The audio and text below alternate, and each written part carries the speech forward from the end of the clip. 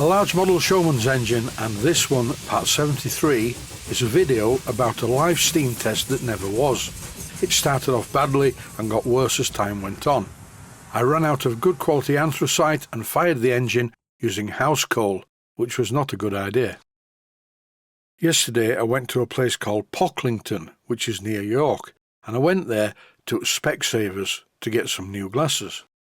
In Pocklington it was market day, and outside there were various stalls full of interesting things. After the comprehensive eye test, I came out with 4 pairs of glasses.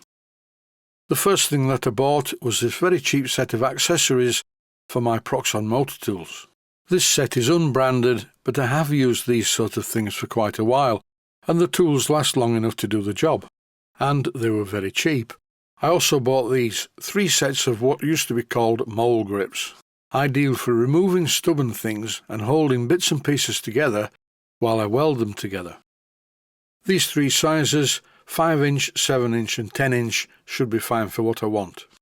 This cloth holder is a good idea just to keep them together.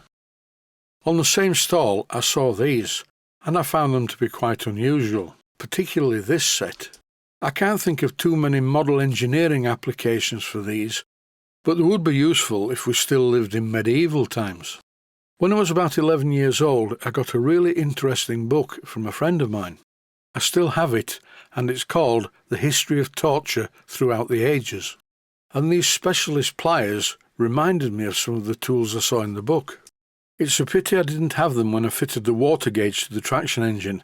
The long, shallow, angled pair of pliers would have been very useful for holding the small hexagon bolts whilst I screwed the rods in place.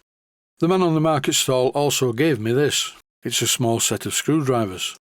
My friend Rob was coming over to do some gardening work and some other jobs, but he let me down. We said 11:30, and at 1:45 there was no sign of him. I called him on the phone, but it went to answer phone. Then he called me back with some limp excuse, so I just told him not to bother. The reason that I needed my friend Rob to be here today was to make this video, as my back is really painful. So as usual, I'll do the job myself. This is a piece of PVC drain pipe. I thought this would be very useful to load firewood into the firebox, but it didn't work. The firewood just backed up all the way up the tube, and when I withdrew the tube, all the firewood just fell on the floor of the bunker. I shoveled it in the end, but I thought, no, I'll give it another go. This time I thought it would work perfectly if I used charcoal, but no, I ended up shoveling that in as well. I took the piece of tube into the workshop and using my blowtorch warmed it up so I could flatten it into this shape, so now it goes further into the firebox and everything should be fine. If I was a gambling man, which I'm not really, I would have said, this will definitely work. It's now a perfect shape and it fits the fire hole very well. Here I'm trying it once again using some charcoal, but when it gets to the bottom of the tube, both the charcoal and the firewood doesn't seem to want to go all the way through. That was obviously not a very good idea, but this one's a great idea. I bent the piece of wire that opens the fire hole door to fit around the steering wheel's handle. And it's a really good way of holding the fire hole door fully open whilst I shovel fuel into the fire hole. This is only a good idea when the engine is running in stationary mode. It wouldn't be too good if you were trying to steer the engine down the road. I'm really pleased with the design and the way this looks. It's the water gauge protector, which also keeps both ends of the water gauge perfectly in line. This part of the job has caused me some pain. I'm underneath the engine with the hosepipe fastened to the blowdown valve, and I'm filling the boiler. When I say it's a bit of a pain, what I mean is a bit of a pain in my back, getting up, having a look at the level, going back, letting some of the water out until I get the level that I require. I put some lumps of charcoal on the shovel, added some paraffin, lit the mixture, and when it was burning brightly, I shoveled it into the fire hole.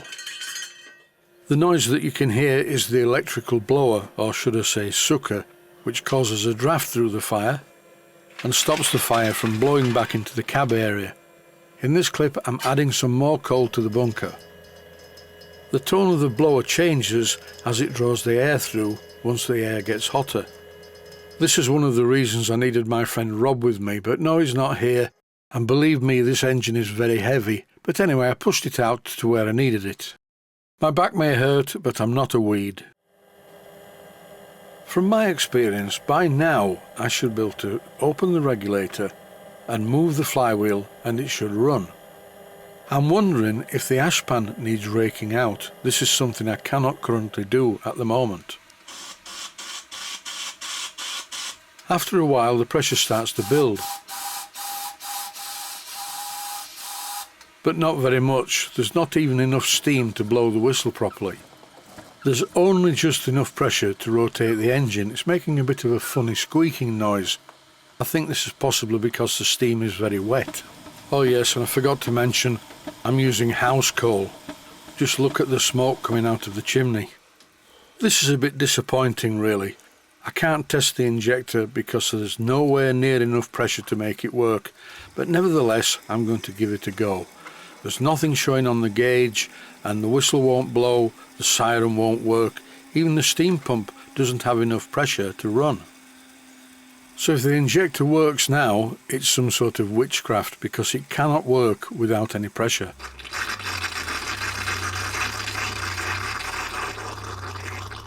Believe it or not though, at this point it is actually trying, and the pressure inside the boiler, I don't know, maybe 15-20 psi.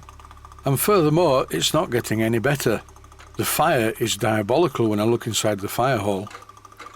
The pain in my back is now approaching critical mass, so before it locks up altogether, I'm dropping the fire, as shown here.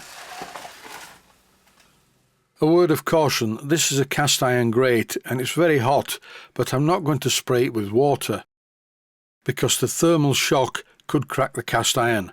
I'm going to let it cool in its own time. I think I've found the problem why it wasn't steaming. It's a mixture of things. I hadn't cleaned the ashpan or grate for a while, and it is fairly full of non-combustible rubbish. By the way, don't get the wrong idea, I'm actually washing the ashpan using a hose pipe. It's been many a year since I could urinate anywhere near this pressure. This house coal is foul stuff. I quite like the smell of it though. It does remind me of the old days when I lived near a railway station when I was a kid. But I don't think my immediate neighbours where I live will appreciate the smells that are emanating from my back garden. Oddly enough, once the fire was outside the engine, it burnt very well. It was just being stifled by all the ash in the ashpan. I've got a busy day tomorrow. In the morning I'm taking my first wife to the dentist, then we're both going to see a chiropractor because we both are well old in it. After which I'm going to take my camera and go to West Yorkshire. First of all, I'm going to go to Blackgates Engineering. I'm not going to film anything there, I just need to buy some bits and pieces. But I will be calling in at the Steam Workshop in the afternoon. Mainly to buy some coal, but I'll take my camera with me to just get some interesting images of what I see there. There's always good things at the Steam Workshop. Then in the middle of the afternoon, I'm going to go and see my daughter Charlotte and her partner Dan and my new granddaughter Raven. And we're all going to a local restaurant for tea. And I'm looking forward to that. And that is it for this non-event of an episode, but I hope you've enjoyed it and maybe learnt something. I have. Stay safe, stay healthy, thanks for watching, and I hope you found it useful. Please take the time to visit my main Steam Models website and click on the section of the website that says Video Playlists. And by doing that, you can find other videos that you may like to watch. And by using the playlists, you can actually watch the videos back to back.